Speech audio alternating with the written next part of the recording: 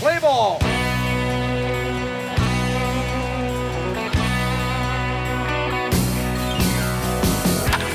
Oh, la balle est frappée avec moi en direction du champ gauche.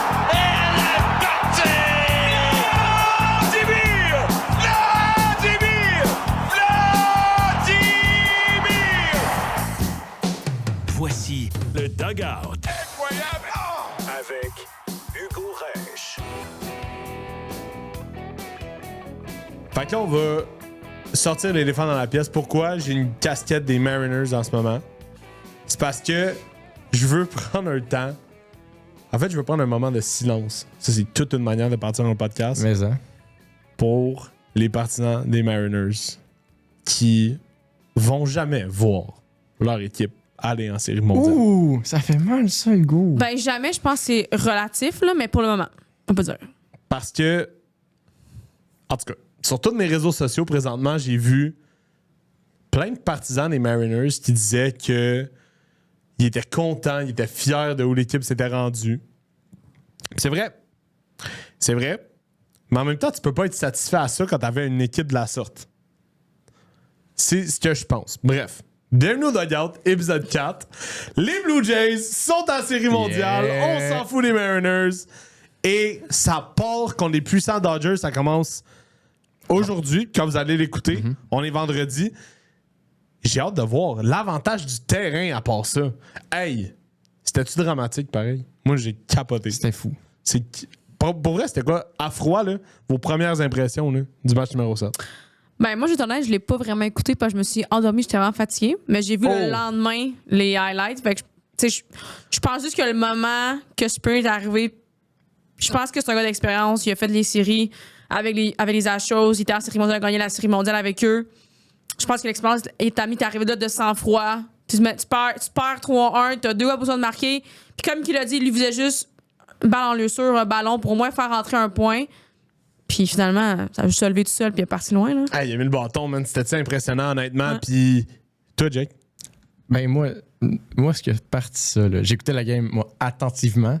J'étudiais pour un de mes cours, que j'avais un examen le lendemain. J'étais avec un de mes amis chez nous.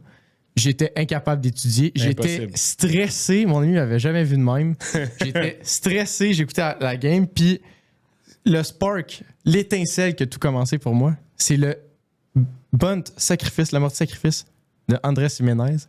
Il fait cet amorti sacrifice-là et se retourne et regarde les partisans en leur disant « Faites du bruit ». Allez! Il est complètement excité. Il est heureux. Puis il revient au banc. Je me dis « Oh, OK, peut-être que les fans sont moins là dans le stade. » Mais les joueurs sont encore là.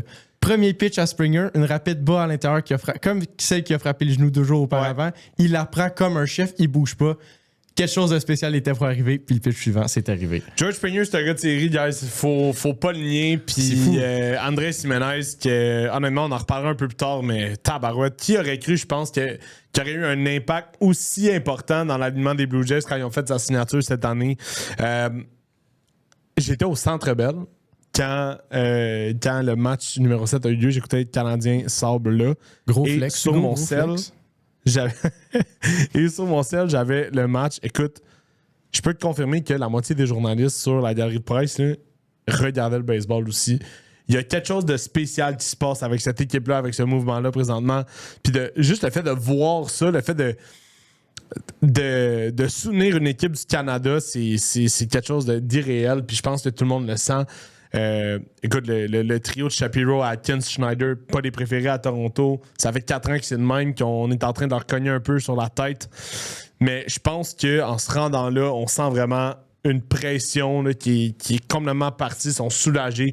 Première fois en 32 ans, le fameux circuit de Joe Carter, mesdames et messieurs. Ouais. OK. Avant de continuer, avant d'aller plus loin, où placez-vous le circuit de Springer dans l'histoire des Jays? Ben, je pense qu'il est pas loin de celui de José Bautista ou même. Je pense que lui de Bautista est encore plus loin, plus haut, plus fort. Fait que je pense que le momentum a changé. C'était le même momentum que ça a amené les deux circuits, mais je pense que lui de José il a amené quelque chose de plus. C'est avec le bat flip, historiquement, le fameux bat flip. Le bad flip. Mais je pense que c'était encore une plus grosse shot que celle de Springer. Mais je pense quand même dans le top 3-4, là, facile. Là. Toi, mon Jack? Ben moi, je pense que jamais, à moins qu'il y ait un autre circuit qui finisse une série mondiale, celui de Joe Carter va être détrôné de la première place. Je pense que c'est le moment le plus légendaire de l'histoire des Blue Jays. Mais je peux pas le placer plus haut que celui de Bautista parce que il a pas eu la même ampleur, celui de Springer, même que techniquement, il a amené l'équipe plus loin. Mais le circuit de José Bautista, le bat flip, le moment, c'est un des moments dans le sport que j'ai vécu qui sera peut-être jamais égalé. C'était fou. C'est un icône à Toronto. J'ai rien contre George Springer. Les gens à Toronto l'aiment beaucoup, mais l'icône qu'a osé Bautista n'est pas George Springer. Fait que je pense que pour ce fait-là, il reste encore plus haut. Mais ça reste... Pour elle, le circuit Springer, c'est incroyable pareil. Mais c'est le fait... Je suis d'accord avec toi. C'est le fait que comme c'est grandiose, Bautista a vraiment pu comme se bâtir sa carrière, son statut dans MLB à cause de son passage grâce à son passage avec les Jays. Je sais pas, moi, j'ai de la misère. Je pense que je les mets au même piédestal, honnêtement. Juste parce que... Puis encore une fois, il y a une corrélation super importante. Là, vous allez me dire, Hugo, c'est quoi cette corrélation super importante? Mais dans l'histoire des Jays, guys, la 7e manche, si on se fie à ce match-là aussi de Bautista, s'il y a quelque chose de spécial qui se passe en 7e manche tout le temps à Toronto en série, on l'a vécu encore cette année, puis moi, je les mets au même piédestal. Par contre, je me souviens, le sentiment que j'ai eu quand j'ai vu Bautista frapper sa longue balle, c'était quelque chose de spécial. Ça venait avant les 3 erreurs de Elvis Andrews. Après, en fait. Après les 3 erreurs de Elvis Andrews. Elvis Andrews, en tout cas, on va pas revenir là-dessus, mais tout ça pour dire que c'est un moment spécial. Puis de voir les Blue Jays en série mondiale, c'est vraiment, vraiment unique. Honnêtement, c'est vraiment cool, mais parlons-en un peu de cette série-là. Tu sais, match numéro 6, match numéro 7, il y a un momentum qui s'est créé. Tu retournes à Toronto, t'es en déficit dans la série 2-3. Et là, t'arrives, Trey Savage au monticule. Fait la job, là. On s'entend. Une hostie de sortie, il a fait. Oh oui, madame. Oh oui, madame. J'allais dire oui, monsieur. Oui, madame. Puis je pense que Vladdy, il était un peu plus calme au début de la série. Puis là, Game 6, il s'est relevé. Game 5, ça avait relevé. Puis là, il a comme amené l'équipe vers le haut. Puis je pense qu'il était un peu contre eux autres, la série, parce que revenaient à la maison, puis les Mariners, ils l'avaient battu à la maison. Fait que je pense que s'il y avait une certaine pression pour les Jays de faire « Hey, on revient à la maison, on est en arrière. » Mais on s'est fait battre nos 2 matchs à la maison. Fait que je pense qu'il y a un esprit de difficulté qu'il y a pour les Jays, mais ils sont revenus forts, ils ont été sharp. Rien à dire sur la performance. Là. Puis Trey Savage, je veux dire, dominant de A à Z. Il a lancé 5 manches et 2 tiers, je me trompe pas. Ouais, exact. À la hauteur de son talent. Il a contrôlé complètement les Mariners. Qu'est-ce qu'on veut dire? Qu'est-ce que tu veux de plus d'un jeune de 22 ans qui a passé par tous les rangs mineurs cette année? Tous les rangs. Pour se rendre cette année dans les Bigs. Puis il y a une performance, je pense, probablement une des plus historiques qu'on peut voir. Tu sais, quand il y avait une bévue, là, il y a Savage à son 2e match en série, on n'était pas sûr de qu'est-ce qu'il allait... Non, c'est pas vrai. On n'était pas sûr de qu'est-ce qui allait se passer, mais on savait qu'il allait rebondir. Puis, c'est ça qu'il a fait. Mais c'est une force de caractère, ce gars-là. Tu vois que c'est le type de lanceur qui peut le lancer dans des situations comme ça. Puis, honnêtement, après ça, la relève a fait le travail. On a donné 2 manches à Jeff Hoffman. Ça a été un peu stressant. Je vais vous avouer, là. Mais Hoffman a fait le travail aussi. Fait est-ce que en ce moment, on est en train de s'asseoir sur le fait que peut-être que Hoffman, c'est un lanceur de série, tu sais? Ben, moi, je pense que avec ce qu'il a fait dans cette série-là, du moins, c'est sûr que c'est le lanceur que je veux dans la plus grosse situation dans la série mondiale contre les Dodgers. Il y a un lanceur que je veux qui se présente pour représenter mes Blue Jays dans un match où les Blue Jays mènent par 1, 2 ou 3 points, ou qu'il y a un coureur en position de marquer qui pourrait venir faire la différence. C'est Jeff Hoffman que je veux sur le monticule. Et fiez-vous sur moi, c'est pas ce que je disais au courant de la saison. Non, au contraire. Loin de là. Ben oui. Fait que je pense qu'il a vraiment prouvé quelque chose. Puis je veux faire du pouce sur ce que MF a dit. Les Jays avaient perdu les 2 premiers matchs à domicile.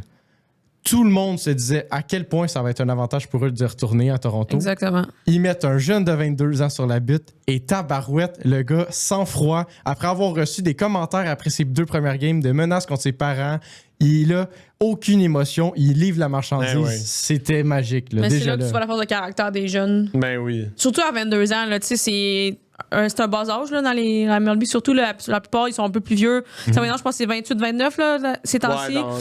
Mais tu sais, 22 ans, c'est extrêmement jeune. Puis comme, tu sais, il est passé du A aux Bigs en série de championnat, puis il s'en va en série mondiale. Puis il va lancer en série mondiale. Fait aussi, c'est assez impressionnant, là, tout le parcours qu'il a fait. Ouais, exact. Puis ça, c'est pour ça que c'est beau le baseball. C'est des belles histoires comme ça. Puis, tu sais, dans le match numéro 7, Hoffman a passé 3 gars dans la mythe. Un de ces 3 gars-là, c'est Julio Rodriguez, qui a eu toute une série. Ah, 100%. Je Toute pense que une c'est lui série. qui a gardé en tête les Mariners tout le long. Tu sais, on peut parler aussi d'un Josh Naylor qui a été clutch au moment Il y opportun. avait des jeux défensifs importants. Josh Extrêmement. Naylor. On peut parler de Suarez qui a été clutch dans la game numéro Aussi. 5. Ouais. 5 ou 6, je ne sais plus quel game. Match numéro 5 qui ont Cinq, gagné. ouais. Exact. Mais on va en parler plus tard, mais je pense que ce qui a fait de mal aux Mariners, c'est que les gros noms ont pas sorti, surtout sur la butte. Je pense qu'offensivement, ils ont quand même bien performé, mais sur la butte, les gros noms n'ont pas performé au moment qu'il fallait qu'ils performent, surtout la relève. Puis tu sais, la game 7, Kirby a lancé toute une game. On n'a rien, rien à y enlever. La relève n'a pas performé au moment opportun, ce qui fait en sorte qu'aujourd'hui, les Mariners ont perdu. Puis est-ce qu'ils soient bien une meilleure équipe que les Blue Jays? 100%. Ouais. Mais Je suis d'accord avec ça. Il y a plus je de veux talent dire, il y a plus là-bas. de talent, mais ils n'ont pas été capables d'amener la marchandise au bon moment. Puis ça va en sorte qu'aujourd'hui, les Jays, puis c'est amplement mérité. Là. Je veux dire, les Jays, ils ont été là, ils ont été sharp, ils ont suivi le momentum de Vladdy qui a été sharp aussi. Fait que rien à dire là-dessus, puis ils sont vraiment mérités pour leur série mondiale. Là. Ben parlons-en. Il y a quelques performances individuelles qui valent la peine d'être parlées dans cette série-là. En commençant par Vladdy. Je pense que Vladdy a démontré que, tu sais, il arrêtait pas de dire qu'il était bâti pour les séries, bâti pour des situations de la sorte. Hey man, un OPS au-dessus de 1500. Ça veut dire beaucoup, beaucoup de choses. Ouais, non, Honnêtement. Vladdy, je pense qu'au dans les premiers podcasts, on parlait que son contrat valait plus que ce qu'il a donné cette année comme saison. Puis là, je pense que là, il monte la valeur qu'il vaut. Puis en série, il est phénoménal. Je veux dire, il est là pour l'équipe. Tu sais, il encourage. Tu vois toujours qu'il est en train de cheer up ses joueurs, ses coéquipiers. Il est toujours là, positif. Tu sais, même la première série, là, quand ils ont joué contre les Yankees après 2 matchs, après 2 victoires, les 2 premiers matchs, il a dit c'est pas fini. Là. Exact. Puis l'attitude à avoir pour un gars de même. Tu sais, le monde est là pour Vladdy, les joueurs sont là pour Vladdy, mais tout le monde joue aussi pour les Jays. Ils veulent pas jouer pour le nom derrière. Fait que ça fait une grosse différence en ce moment aussi pour les Jays. Puis je veux dire, je pense que en ce moment, c'est le joueur emblématique des Jays. Fait que c'est tout amplement mérité pour lui. Puis la suite, on verra là, en fait, avec les Dodgers, qui est une équipe extrêmement redoutable. là, Ouais, exact. Puis, tu sais, on voyait l'émotion aussi là, quand il a passé. 100%, Là, 100%. Il tombe sur ses 2 genoux, il braille tout le temps. Comme, c'était vraiment important pour lui. Puis, son père a jamais gagné de série mondiale. Ouais. Fait que, il y a cet aspect-là aussi. T'arrives au Canada, oui, c'est plus les expos, mais t'es un guerrero que ton père a joué pour les expos, a été une figure pour les expos. Là, t'arrives là, dans un marché canadien avec ce nom-là, c'est important. Puis il est en train de vraiment de jouer à la hauteur de sa réputation. Puis on dirait que tout au long de sa carrière, il a pris les choses au sérieux. Quand il est arrivé dans les majeurs, on savait qu'il avait peut-être un problème de poids. Il a décidé de se prendre en main. Il a perdu beaucoup de poids. Par la suite, il a été au 3e but. C'était pas peut-être la meilleure place L'idéal pour lui. ouais, exact. Il a converti, c'était un joueur de coin, puis souvent, c'est ça la beauté des joueurs de coin, je trouve, c'est que c'est quand même facile de s'adapter. Versatile, ouais, exactement. Puis il a bien fait, puis c'est un des meilleurs premiers buts de la ligue. Donc, quel leader. Puis, écoute, je vais vous poser la question tout de suite, je voulais l'attendre un peu plus tard, mais on va le faire là, parce que je pense que c'est le moment opportun. Est-ce que Vladimir méritait son MVP plus que Springer? Selon moi, Vladimir Guerrero Jr. est le MVP de ces séries-là sans l'ombre d'un doute. Springer a fait le gros hit, c'est vrai. Le coup sûr opportun, le coup de circuit de 3 points, c'est Springer qui l'a fait. Mais il faut prendre en compte les 7 matchs. Ouais. Puis dans ces 7 matchs-là, c'est qui s'est présenté à chaque match? Le joueur de baseball, le joueur qui est en amour avec ce sport, qui donne tout, qui est prêt à prendre le pays sur son dos pour l'amener, c'est Vladimir Guerrero Jr. Puis je pense qu'on le flatte depuis le début du podcast, depuis le début de ce podcast puis des autres podcasts, Vladimir, mais on n'a pas le choix avec sa performance en série. C'est mérité. Tu l'as dit, Hugo, un OPS en haut de 1500. Jamais on voit ça. Là. Puis dominant, présence après présence après présence. À chaque début de match, il monte l'alignement des Blue Jays. Il frappe en haut de 400. Le match d'après, il frappe encore en haut de 400. Ça ne descend jamais. Il est constant. Fait que non. Tant qu'à moi, t'as pas le choix de le donner à Vladimir. Ouais. Hey, puis c'est ça, tu parlais de présence, c'est un bon point que t'amènes. Écoute, quand il arrivait dans la boîte, là, on dirait que tout le monde avait peur. On dirait que, moi, c'est ça que j'ai senti. En tout cas, le Rogers Center, match numéro 6, match numéro 7, tombait, genre, d'un étage parce que c'était lourd. C'était Vladdy qui arrivait, il était dangereux. Les lanceurs étaient pas dans leur zone. Là. Il y avait peur. Ouais, On voyait, là. Tu sais, je pense qu'aussi, Springer l'aurait mérité, mais comme que t'as dit, Jacob, tu sais, il a été là tout le long. Puis je pense que c'est un leader aussi dans l'équipe qu'on a dit tantôt. Il représente les Blue Jays en ce moment-là. C'est lui qu'on veut sur place. C'est la figure des Blue Jays. Défensivement, il fait tous les jeux. Je veux dire, on n'a rien à reprocher. Autant offensivement qu'offensivement. Attitude sur le match, tout. Fait que, oui, George Springer aurait mérité probablement, mais je pense que je me dis dans une série de 7 matchs, en ce moment, Springer fait juste frapper dû à des blessures, XY. T'sais. Il est quand même là, puis il est dominant au bâton. Mais je pense que dans une série comme ça, où tu seras en match de 7, puis que tu veux un MVP d'une série, je pense que c'est un joueur qui est autant là défensivement qu'offensivement. Puis c'est pour ça que c'est mérité pour Vladimir Guerrero. Là. On a parlé de Hoffman un peu. Je pense qu'on n'a pas grand-chose à dire par rapport à ça. Jeff Hoffman qui a été à la hauteur finalement après une saison rocambolesque. Mais finalement, les Blue Jays ont signé Jeff Hoffman pour pouvoir leur permettre d'aller loin en séries éliminatoires. Au final, c'est ça qu'il a fait. Même si ça a 100%. Été un peu difficile en saison régulière, il s'est quand même rendu là, puis il a quand même permis aux Blue Jays d'accéder à la Série mondiale. Donc, chapeau à lui. C'est une signature rouleuse. Finalement, là, on a de l'air des génies à Toronto. George Springer, on peut en parler un peu. Est-ce que vous avez peur quand il a reçu la balle sur son genou? Est-ce que vous pensiez qu'il allait pas revenir? Ben, ça aurait pu être plusieurs choses. Hein. Une balle au genou, c'est pas tant le fun. Non, puis nous, on a vécu l'expérience. On a vécu cet été, un de nos joueurs s'est blessé en... Ben là, lui, c'était un peu plus... c'est vraiment pété le genou comme du monde. Ouais. Fait que le genou, c'est toujours une partie un peu plus dangereuse. Qui fait peur un peu là, aux athlètes, puis surtout au baseball. Je pense juste que la balle est arrivée à la bonne place sur son genou pour éviter une fracture. Sur la rotule directe. Fait que, il a été changé quand même. C'est une bonne condition probablement qu'il y a eu. Mais moi, au début, là, j'étais pas sûr qu'elle allait revenir en série. C'était difficile. Puis, tu sais, on l'a vu essayer, il s'est levé, il a marché jusqu'au premier but, il a essayé de courir, finalement, ça marchait pas. T'avais Joey Loperfido qui était comme... Je vais-tu pas? Ouais, c'est ça. C'était comme, il savait pas trop. Ah, finalement, il est allé. Je suis content. Je suis content pour Springer. Je veux dire, c'est un bon vétéran. C'est le genre de David Savard des Blue Jays. Hein. 100%. C'est une belle comparaison. Ouais, c'est comme c'est le père de tout le monde. Puis justement, tu sais, l'autre gars qui est sur ma liste, c'est Max Scherzer. Mais quand il se moquait de Scherzer là, dans le dugout, moi, ça m'a fait tellement rire. Mais parlons-en de Scherzer. Parce que ça vaut la peine. Son apport dans cette série-là, même si ça a été un match. On a vu le Mad Max des beaux jours. Puis on en parlait à l'épisode dernier. Genre, est-ce qu'on va le voir? Est-ce qu'il y a encore une bonne dernière sortie en série? Oui. Puis il a été insane, honnêtement. Quelle performance. C'est fou. Puis je l'avais dit, mais dans l'autre, j'ai dit, je pense que c'est un gars que tu veux, c'est un gars d'expérience, qui a fait plusieurs séries, il a gagné une série mondiale. C'est un gars que tu veux en série à ce moment-là. Là. Fallait que tu amènes un joueur de même. Tu perdais la série 2-1. Si je me trompe pas, c'était ça. Ouais. Il fallait que tu achètes la victoire. Là. Puis je pense que c'était le meilleur lanceur disponible pour venir lancer. Il a lancé aucune manche en série à date. Exact. T'avais un bras frais dispo. Meilleure décision, puis il a été à la hauteur, puis il a même envoyé un peu promener Schneider quand il est venu le voir. Mais je pense que c'est plus le permis dans les optiques que c'est un vétéran. C'était pas méchant, c'était pas contre Schneider, c'était juste dans la situation, puis il a eu raison à la fin de la journée. Là. Hey, c'était tellement drôle quand Schneider a dit en conférence de presse, je pense qu'elle allait me tuer, c'était malade. Ça, j'ai trouvé ça malade. Mais ouais, Scherzer ça valait la peine qu'il soit là au final. Ouais. Puis tu sais, je pense que Scherzer...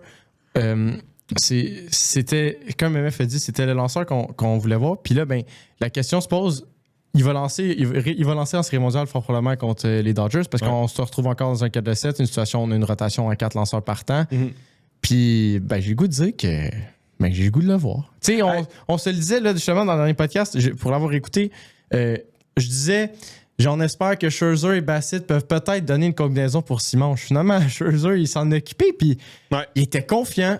Son stuff était là, plus que je trouve dans ses derniers matchs réguliers. Sa courbe était démentielle. Puis non, je pense vraiment que il a prouvé que c'était le Mad Max. Je dis pas à quel point c'est le meilleur lanceur des Blue Jays. Je pense qu'évidemment, les 3 autres partants qui sont utilisés avant lui, je tiens à ce qui reste avant lui, puis que ce soit les partants qu'on voit 2 fois avant sur un 7 match au lieu de lui. Mais sa présence a quand même été vraiment aidante. Puis tu sais, ça a quand même été une très, très, très grosse victoire qui est allée nous chercher. Honnêtement, moi, je vois probablement Scherzer avoir une job d'enclos dans cette série-là.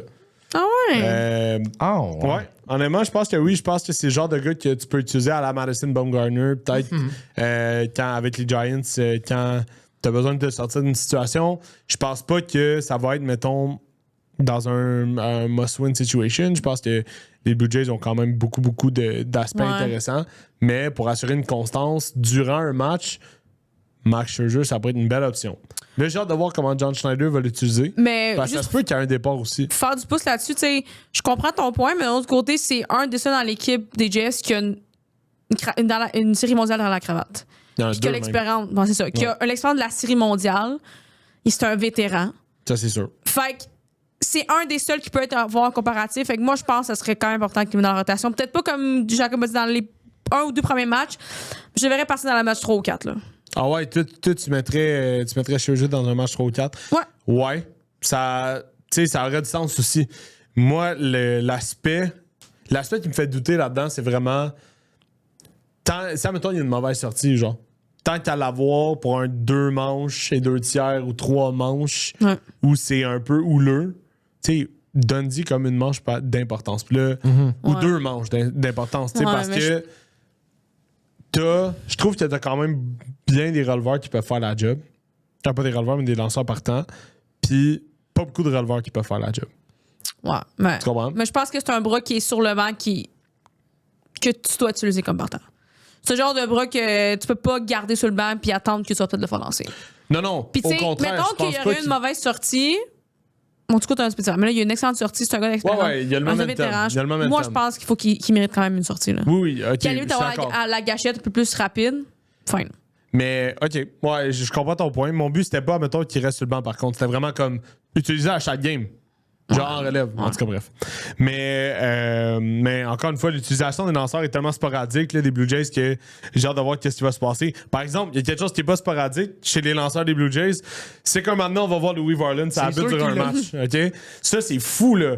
Il est rendu à 10 games, 10 parties où il fait une apparition de manière consécutive. Le record, c'est 14. Je me souviens plus c'est qui, par contre, qui a le record. Je me sais plus non plus. Mais il est à 4 matchs d'égaler le record et de le dépasser même potentiellement si la série se rend en plus de 4 matchs. Qu'est-ce que vous pensez de Louis Varland? C'est une maudite bonne acquisition, honnêtement. Là. 100%. On va se le dire. Là. Il sort des Twins, personne ne le connaît vraiment. Il est là, c'est un gamer, puis j'en ai parlé. Moi, ça a été mon gars depuis le début. Il est malade, ce gars-là. Je l'adore. Honnêtement. Vraiment, je trouve que Louis Varland a permis, dans les séries pour le moment, de stabiliser ce bullpen-là. Ouais. Parce qu'il manquait quelqu'un pour lancer les manches où Serantoni et Hoffman ne pouvaient pas être là. Tu sais, c'est Exact. impossible que... Là, Hoffman, on l'a vu lancer 2 manches, là, mais il faut pas que ça devienne comme Haroldis Chapman avec les Cubs. Il avait fait la job là, mais dans la Game 7 contre les Indians. Il a pas été Carlos là. Santana Il a pas aurait été là dû du faire tout. ce circuit. Ouais. Fait qu'on veut pas que ça vienne à ça. Fait que si on est capable de garder Hoffman et Dominguez sur des apparitions d'une manche, puis avoir un Louis Varland qui, honnêtement, présentement, j'ai ultra confiance. Puis même que ces genres de gars qu'à la limite, je me dis une game où il donne un point, le lendemain, ça me dérange pas qu'il soit là. Ouais, il a parce qu'il prouvé va être qu'il est capable de d'être rebondir. là. C'est ça, Ouais, exactement. Exactement. Exact. Fait Puis, puis on s'entend que l'enclos des Jays en ce moment, c'est ces 3 gars-là. C'est Hoffman, 100%. Varland, puis c'est Dominguez. Dominguez, a été. Oui, il a échappé le pitch contre Suarez, le match numéro 5, mais comme. Il a été constant depuis le début des séries. 100%. 100%. C'est une belle acquisition. Puis comme quoi, les Orioles, c'est une des histoires les plus tristes dans le baseball majeur. Du côté des Mariners de Seattle, là, il y a du monde qui se sont levés. Il y a du monde qui ont été moins là. Parmi les gens qui se sont levés, Josh Naylor. On l'avait 100%. dit. Marie, MF. elle l'enchante depuis Voilà. comme 3 semaines. Ouais, exactement. Facile. Ouais. Avec raison, bravo. Je te lève mon chapeau Ben, des je veux Mariners. dire, on n'a rien à dire sur lui. Là. Je veux dire, Il a été défensivement, excellent. il est clutch au bat. Il est important. Il prend des bons swings, des bons at-bats. Il se fait rarement cas. C'est vrai. Puis, tu sais, toujours là, tu sais, c'est lui qui a fait scorer le premier point des Mariners dans la Game 7. Tu sais, je veux dire, il est toujours. Vladi, as-tu passé proche de cette balle-là, par exemple? Ouais. Et tabarouette. Mais, tu sais, il est super clutch, il frappe bien défensivement, j'ai rien à dire, il fait des jeux. Bon, la seule chose que j'ai reproche, c'est d'avoir sauté sur le double jeu. Épais. Ouais. C'est un peu niaiseux. Bon, c'est peut-être sur ce reproche. Mais overall, je pense que ça a été une bougie d'allumage pour les Mariners. Écoute, moi c'est l'attitude. Le drip? Genre, je m'en fous, man. Hein? Il est là, man, il joue au base, c'est comme, je m'en fous, man. M'a jumpé, ça a balle Ouais. de double jeu, on s'en sert, puis le drip. Évidemment. Le drip. Ouais. Le swipe. Moi, bien évidemment. Moi, Josh Naylor, c'est son circuit où il a fait croire à tout le monde qu'il venait de frapper une longue fausse balle, mais dans le fond, lui, il savait. Ouais, Il finit son swing, là, il regarde derrière, tout le monde se dit « Ah, cette balle-là va nulle part. » La caméra tourne de retourne. bord, puis là, on se dit comme « OK, c'est un circuit. Ouais, ouais. Court Là, vers le ça premier retourne. but tout bonnement. Ah ouais. Tabarouette, ce gars-là, son attitude l'adore. est incroyable. Je le voudrais dans mon équipe. Ouais, ouais. Une idée. Dans les plus, J-Rod, Julio Aussi. Rodriguez, Julio, ouais. qu'il n'y a pas une bonne, tu sais, il y a pas une bonne moyenne au bâton depuis le début des séries. Par contre, Mais il s'est levé au bon moment. des circuits clutch. Ah ouais, mais Ah ouais, 100%. À chaque game, il était dangereux. À chaque game, tu voyais qu'il était là. Puis, écoute, il est redoutable, ce gars-là. 100%. Je l'adore. Puis, tu sais, il y a beaucoup de monde qui le vante avec raison. Faudrait juste qu'il apprenne à être bon dans la première moitié de saison. Là. ouais. Parce que la moyenne ne représente pas vraiment les moments clutch. Si on s'entend que moyenne au bâton, c'est. Ben oui, puis tu sais, c'est tellement. Ça a été le gars sur lequel les Mariners ont décidé de bâtir par la suite pour connaître le succès qu'ils connaissent en ce moment. Tu sais, ça a été. C'est un de leurs meilleurs prospects. Genre, ben là, il est plus vraiment rendu prospect. Il est établi, mais je veux dire, ça l'a été à ce moment-là. Il est monté jeune dans le show, puis ça a juste été du bon. Fait que de le voir connaître du succès, pour moi, c'était quand même très cool. Puis, ben, naturellement. Cal Raleigh, par la suite, Ouais, aussi, que lui, 100% agressif. il a été malade aussi. Par contre, tu voyais que pour ces gars-là, se rendre aussi loin en série, il y avait de la pression. Parce que, tu sais, Julio a quand même fait une erreur importante dans le chanson. Je pense que c'est le match numéro 6. Ouais. Je me trompe pas. Suarez aussi. Suarez aussi. Tu sais, Cal Raleigh qui a fait un mauvais relais au 3e but pour permettre à, je pense que c'était Lucas de rentrer. Non, c'était Guerrero. C'était Guerrero, ouais, c'était Guerrero. C'est vrai, Lucas, c'était Mais, le jeu tu d'avant. sais, pour se poser là-dessus, à un moment donné, tu sais, il y avait comme 3 noms qui sortaient toujours des Mariners. On dirait que le monde ne suivait pas tout le même troupeau. Puis je pense que ce qu'il y avait dans ça qui a été éliminé des séries, Ouais. c'est qu'il y avait toujours Raleigh une game, t'avais Josh Allen une autre game, t'avais Julio une autre game, Suarez des fois. Mais c'est jamais été les 9 partants ensemble qui ont suivi vers le haut.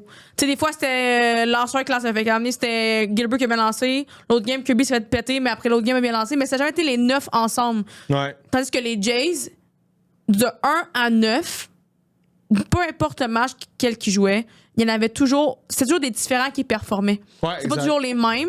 Exact. Fait qu'à un moment donné, quand ils sont décidés de mettre les 9 ensemble dans la même lignée, ben, il y a le résultat qu'il y a aujourd'hui. Tu sais, quand Ouais. on va parler, on en a parlé, mais un Andrés Jiménez, 9e frappeur, ils l'ont amené pour sa défensive, qui est. On a regardé sa Ouais, défensive. exact. Numéro 1 sa défensive.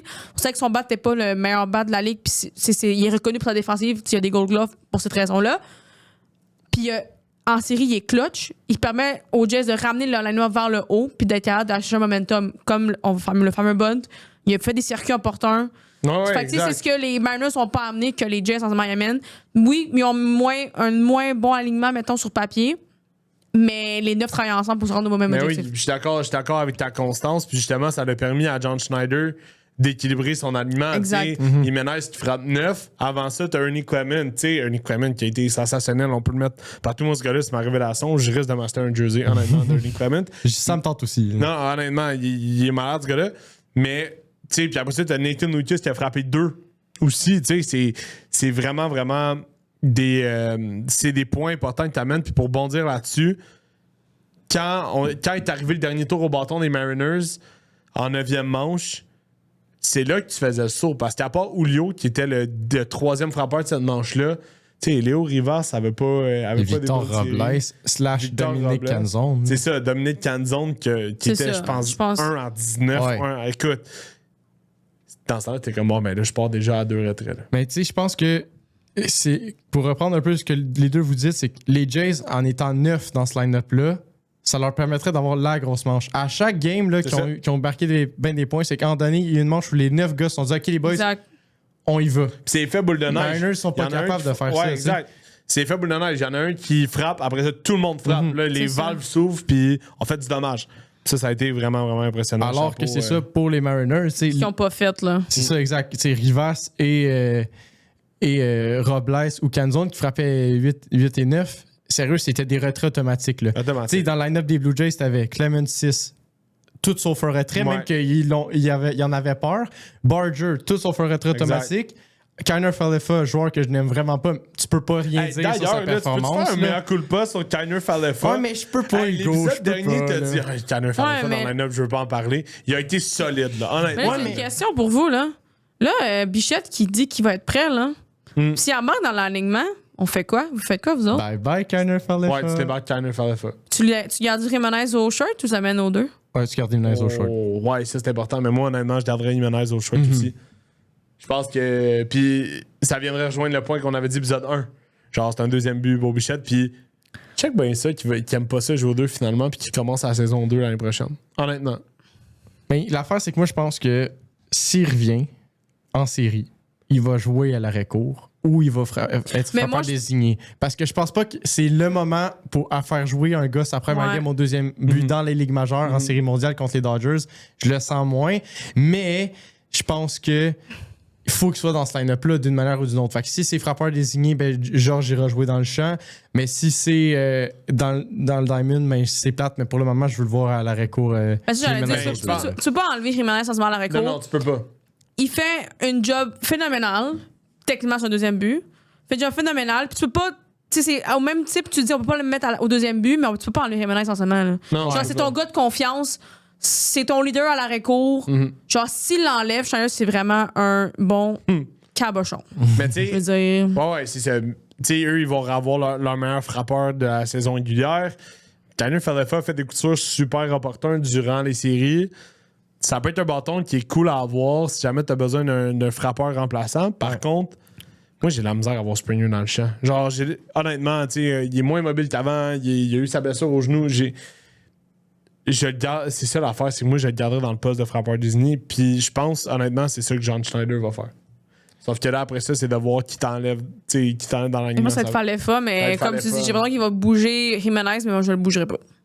Moi, je garde Jiménez, puis tu sais, on s'entend que l'arrêt-court, deuxième but, c'est oui, il y a une différence. Les angles sont différents, les angles de roulant sont différents, les balles ne viennent pas de la même façon. Oui, il y a des différences.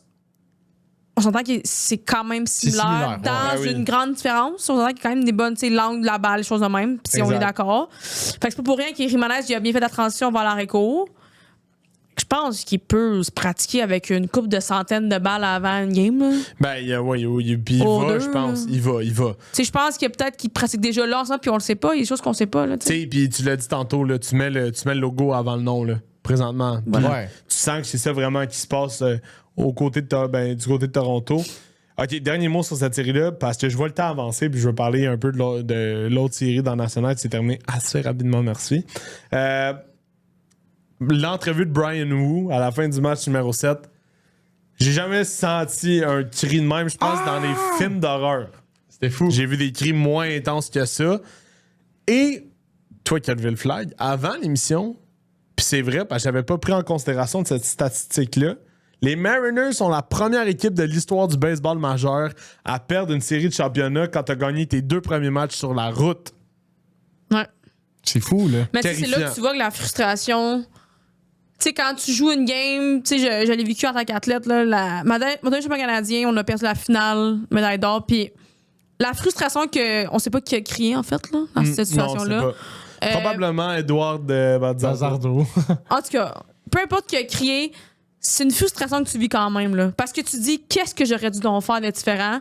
Puis c'est la même sensation que j'ai pas crié, c'est mettons, mais la finale que j'ai jouée, qu'on a perdu en fin de 8e manche, je veux dire, le feeling que t'as de comme qu'est-ce que j'aurais dû faire de plus ou pas, c'est sûr que c'est le feeling qu'ils ont. Puis surtout, eux, c'était la première présence de la série mondiale s'ils y allaient. Tu sais, c'est une game 7, c'est pas une game 6, c'est une game 7 que tu donnes le tout pour le tout. Fait que t'as des émotions qui remontent. Fait que c'est sûr que c'est tough à avaler. Fait que je peux comprendre l'émotion qu'a vécu ce joueur-là, parce que je l'ai vécu. Fait que, parce qu'après, tu dis j'aurais dû don, mais comme trop tard, j'aurais dû don. Fait que c'est difficile des fois à avaler la pilule. Peut prendre quelques semaines, quelques mois, puis comme, c'est normal aussi, là. Puis, à la place de Dan Wilson, est-ce qu'on gardait Brian Wu sur la butte ou c'était une bonne idée d'amener Bazardo? Ben, en fait, moi, je pense que il y a 2 manières d'avoir la situation, puis dans les 2 cas, je pense pas que ça aurait dû être ce qui s'est passé. Soit tu laissais Wu jusqu'à mourir avec, selon moi. Honnêtement, moi, je pense que c'était vraiment ça à faire. Soit tu l'enlevais au début de la manche, mais pas tu lui fais mettre 2 gars ses buts contre le haut du line-up, t'amènes un Bazardo qui a quand même affronté Springer. C'est le dernier frappeur que Bazardo avait affronté dans le match 6, c'était George Springer. Ouais, il arrive pour lancer, le premier frappeur qu'il affronte, c'est George Springer. Un des vétérans de la game. Fait que non, je pense pas que c'est le bon move à faire. Puis d'ailleurs, j'aime bien dire que John Schneider gère mal ses lanceurs. Je peux pas dire que Dan Wilson du côté des Mariners m'a impressionné durant cette série-là non plus. Puis on est souvent allé à Bazardo, puis tu sais, quand on a vu Gabe Spire connaître genre des mauvais moments, mais on revenait tout le temps à lui. Même Matt Brash aussi. Ouais, Brash, exactement, c'est ce que j'allais dire. Donc, En tout cas, il y a des choses à travailler. C'était nouveau pour le gérant aussi, Wilson. Je pense que c'était sa première fois en série mondiale en tant que gérant. Pas en série mondiale, mais en série de championnat en tant que gérant. Puis juste revenir sur le pouce que dit Jacob, c'est toujours, on le vit un peu, là, on l'a vécu cet été, Hugo, là, mais coacher, c'est un art un peu. Puis des décisions, des fois, tu les prends sur le fly parce que tu penses à la meilleure décision sur le moment. Fait que des fois, on peut, comme on dit, peut-être que pour lui, à ce moment-là, il se dit, hey, c'était la meilleure option pour X, Y raison. Fait que des fois, on le vit pis tout, pis c'est tough des fois de gérer un match puis se dire m'envoyer-les, puis après la situation arrive, j'aurais pas dû. Mais s'il avait été l'inverse, finalement il aurait gagné la game, il aurait été un génie à ce moment-là. C'est ça. Nombreux ont été les moments cette saison où on a fait OK, là, qui qu'on envoie, OK, ça va être lui. Mais on a eu du bon comme du mal. Ouais. J'ai une question moi à vous poser. Je sais que c'est notre du côté des Mariners, c'est le releveur qu'on veut voir finir le match. Mais je pense que la situation était qu'Andrés Munoz aurait dû, tant qu'amener un lanceur, selon moi, c'est lui qui aurait dû être amené. Je sais que c'est pas la situation de close. Je sais que c'est pas la situation de closure idéale, je le sais, là. Mais t'as un coureur au 2e but, au 3e but, il y a un seul retrait dans la manche. Ah non, mais t'es rendu dans une situation extrême. Là. C'est le match numéro 7 de la série championnat. C'est ton meilleur releveur, puis il a lancé dans seulement un autre match dans la série. C'est ça. C'est pas normal. C'est ton meilleur releveur. C'est lui que j'aurais voulu voir amener dans le match. Mais surtout que les Blue Jays l'avaient moins vu. Est-ce que ça a été, selon moi, est-ce que ils ont bien fait d'amener Roux en premier? Je pense que oui. Mais est-ce qu'en deuxième, ça aurait dû être Bazardo? Non. Je pense que ça aurait dû être Munoz en premier. Mais tu sais, encore là, comme je dis, c'est tough. Mais effectivement, qu'il aurait dû au moins réchauffer les deux, puis amener Munoz à la place. Parce que c'est en game 7. Mettons qu'il y a personne sur les buts puis que tu veux enlever Wu, d'amener Bazardo, j'ai pas de problème. Mais là, il y a un gars au 2 puis au 3. Non, puis Munoz, ça a été leur gars de confiance toute l'année. Puis, tu sais, Schneider l'a fait le match d'avant, il a amené Hoffman pour 2 manches. Rendu là, tu le fais. Tu barres avec tes meilleurs lanceurs, ça. T'as pas le choix. Puis, match numéro 7, d'ailleurs, chapeau à Schneider d'avoir amené Chris Bassett. Là. 100%. Suarez, man, je pense qu'il va faire des cauchemars sur cette curve-là, 72 000 $. OK. Là, il faut qu'on parle de l'autre série parce que là, on a fait vraiment du pouce sur ça. Mais c'est bien parfait. Dodgers Brewers, ça s'est terminé en un claquement de doigts. Et là, on a dit quelque chose au début du podcast que j'ai trouvé assez particulier. Je veux ramener l'argument. C'est toi qui l'as dit, Marie, d'ailleurs. Vladimir Guerrero Jr. a gagné le MVP parce qu'il a été là tout au long de la série. Bon. Ohtani, tu vas me parler? Shohei Ohtani a gagné le MVP de la série de championnat de la Ligue nationale parce qu'il a fait probablement la meilleure performance individuelle de l'histoire du sport. Probablement. Mais c'est un match. Puis tu sais, ils ont joué 4 games. Puis tu sais, on s'entend que... honnêtement, j'ai pas tant su cette série-là parce qu'on dirait que c'était comme évident qu'il allait gagner les Dodgers. Je comprends. Bref. Fatigué, mais j'ai quand même relu écouté les. Je cherche mes mots, là. Les recaps. Les recaps, voilà. Mais il a pas été là. Des séries. Ah, frappable, genre 171. Depuis le début des séries, il est pas tant là. Non. Fait que t'arrêtes de me dire parce qu'il a fait une sortie historique, ça bute, puis au bat, il faut que tu donnes le MVP? Marketing big. Je comprends. J'entends ce que tu me dis. À un moment donné. Fait que t'arrêtes de dire que les autres, ils ont fait de la merde?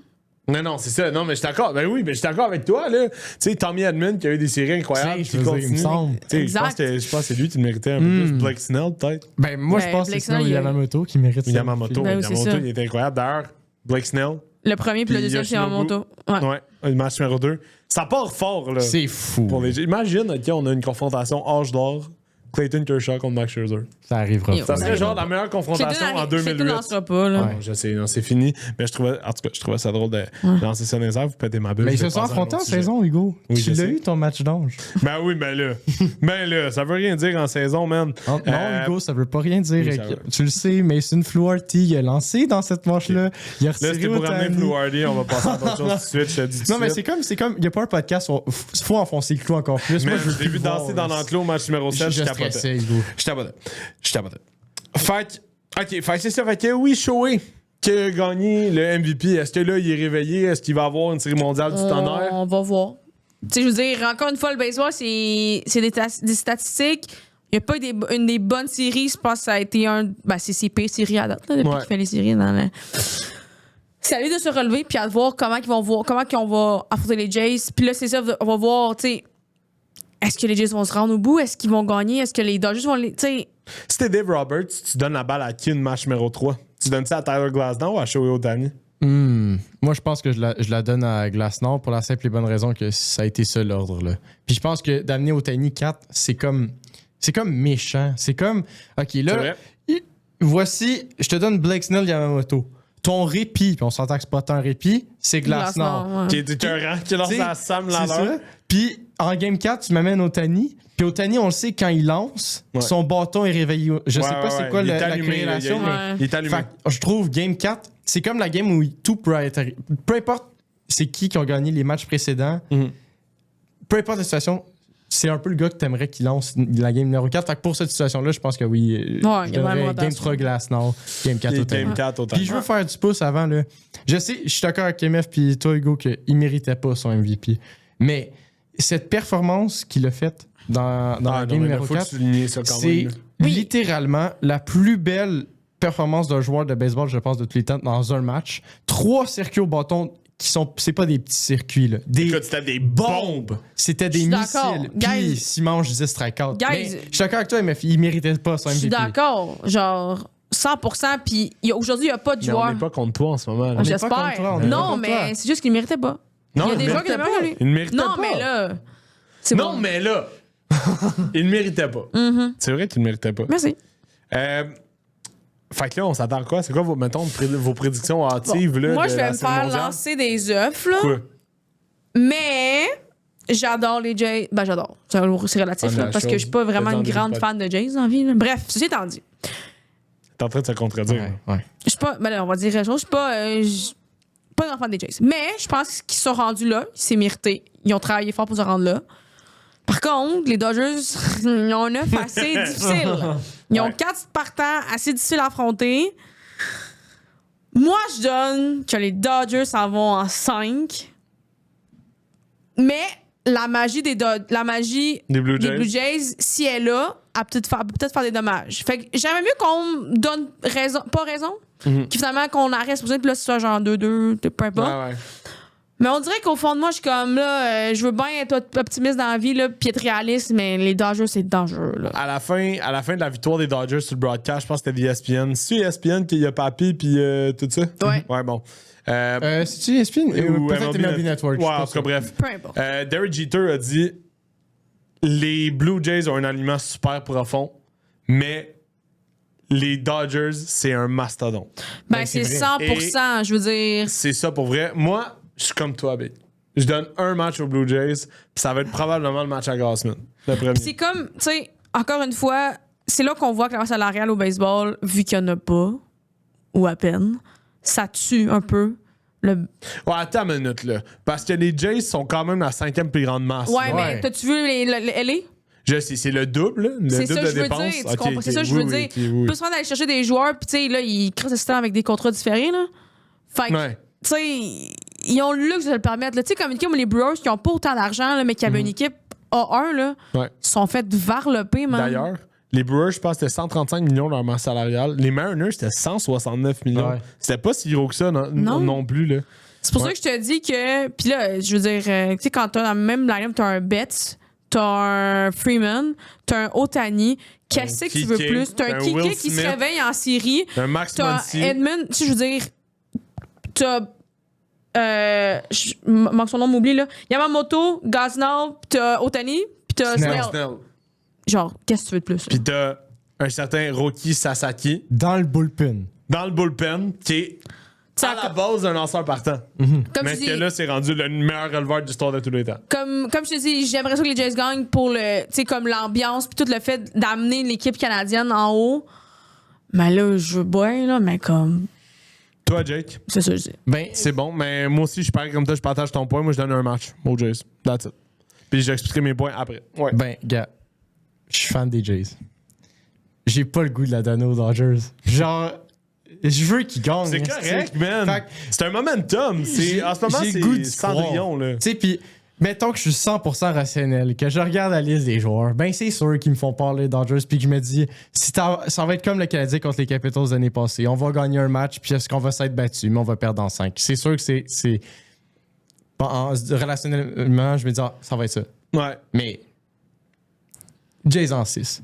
Oh! Ouf! Ok, tu veux Même pas pas en en 7. Jays en 6 Pourquoi je les en 6? Parce que moi, je pense que les Jays vont attraper Snell et Yamamoto dans les 2 premiers matchs. Je pense qu'ils sont dus pour se faire frapper. Ces deux-là, c'est con de dire ça, je sais. Ben mais oui, mais là, ouais. je pense vraiment que les Jays peuvent attaquer Snell et Yamamoto. Dire un lanceur qui est dû Jays pour en se faire 6. frapper, là. Non, mais j'ai le goût d'y croire. J'ai vraiment le goût d'y croire. Puis je pense que la magie de ce line-up-là peut battre n'importe quelle équipe. Mais ça, je suis d'accord. Ça, Comme les Brewers l'ont. Non, je suis l'avaient. d'accord. Ça, Parce oui. que Ça, c'est oui. vrai que la constance de l'alignement fait en sorte que ça peut partir de n'importe qui. Puis on les Dodgers sait ont pas de que- bullpen. Non, c'est vrai. Puis on sait que de 1 à 4, Mais- les Blue Jays, c'est difficile présentement. Pas besoin de Pas bullpen. de Blue Jays, Pas besoin les de bullpen, il sera dans 9 manches. Ouais, je sais. Oh, arrêtez, là. Laissez-moi Mais- croire. Mais mon père, un sage homme, On salue Dixon. a dit Dodgers en 7. Je dis là, t'en besoin un peu. Fait que lui, il dit je pense que ça va rendre jusqu'au bout, mais Dodgers. Je suis comme. Écoute, je sais pas. si, tu sais, moi, je me dis, ça va être compliqué. Je pense que les matchs à la maison, c'est là qui vont avoir le plus d'avantages. En même temps, ils ont été bons à LA quand même cette année, les Blue Jays. J'ai hâte de voir. Ouais, ça va être intéressant, ça. Je pense quand même que quand tu arrives en série mondiale, tout est le monde, possible. tout est possible. Ouais. Puis, mais tout le monde est conscient que t'es rendu là. Que c'est genre, tu sais, c'est attendu de tellement de gars dans la ligue. Puis moi, là, je m'attends à ce que le top 4 de l'alignement des Dodgers, man, ça soit incroyable parce qu'ils n'ont rien fait encore. Non. En fait, mais Betts, tranquillement, ça s'en vient là. Otani, un spark. Écoute, Freeman, là, c'est un des frappeurs les plus clutch en Ouais, série je sais. mondiale que j'ai vu. Mais c'est ça l'affaire. Tu sais, je veux dire, le pitching staff des lanceurs des Dodgers, ils ont été blessés toute l'année. Puis tu sais pas qu'est-ce qui peut arriver. Tu peux être à une blessure près d'un partant que ça peut tout Ouais. dégénérer, tu sais. Puis je pense pas que en ce moment, Emmett Sheehan puis Blake Trinan, c'est des gars qui inspirent confiance. Pas tant, Ça a là. été difficile en fin d'année. Fait que j'ai hâte de voir là, qu'est-ce qui va se passer. Mais je sais pas. La seule chose que je sais par contre, c'est que je suis content d'être avec vous. Ça va être une maudite bonne série. Non, ça va être incroyable. Ça, J'ai hâte là, de voir. ça va être malade. Ouais, c'est ça. On va attendre de voir qu'est-ce qui se passe. Mais j'espère que vous avez aimé à la maison l'épisode numéro 4 du Dugout. Ça passe vite quand même. Tabarouette, Des déjà, séries, hein? là, ça va vite dans le baseball majeur. Laissez-nous savoir en commentaire vos prédictions pour la série mondiale. N'hésitez pas à nous écrire sur les comptes de la commission athlétique, que ce soit sur TikTok, sur Facebook, sur Twitter, sur YouTube, sur Instagram, partout. On est là pour ça. Merci de votre feedback. Merci de votre participation. Puis nous, on se dit à la semaine prochaine pour un autre épisode du Dugout. Salut.